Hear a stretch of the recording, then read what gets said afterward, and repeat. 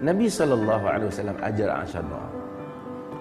Allahumma inni as'aluka minal khairi kullihi, ajilihi wa ajilihi, ma alimtu minhu wa ma lam a'lam, wa a'udhu bika minasy syarri kullihi, ajilihi wa ajilihi, ma alimtu minhu wa ma lam a'lam. Allahumma inni as'aluka al-jannata wa ma qarraba ilaiha min qawlin aw amal. Allahumma inni a'udhu bika minan nari wa ma qarraba ilaiha min qawlin aw amal. Ada lagi tapi saya nak hantui dulu, takut tak habis nak urai. Doa yang pertama Nabi kata, Allahumma inni as'aluka minal khairi kullih. Ya Allah, aku minta daripadamu kebaikan semua sekali.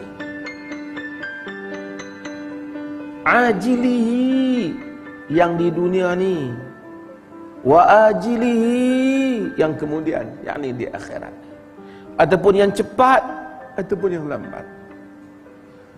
Ma alimtu minhu wa ma lam a'lam, apa yang aku tahu dan apa yang aku tak tahu. Habis semua masuk. Kita minta kepada Allah doa kebaikan kesemuanya. Hak di dunia ni semua sekali, hak di akhirat semua sekali, yang kita tahu dan yang kita tak tahu. Sebab apa? Kadang-kadang kebaikan datang kita tak tahu, kita tolak dia, betul tak mau? Padahal itu kebaikan, dia datang kat kita. Kadang-kadang ada peluang, kita nampak macam tak bagus, kita tolak.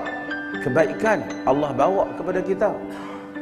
Ma'alimtu minhu wa ma lam a'lam, apa yang aku tahu dan apa yang aku tak tahu. Wa a'udzu bika minasy syarri kullihi, minta jauh daripada kejahatan semuanya sekali.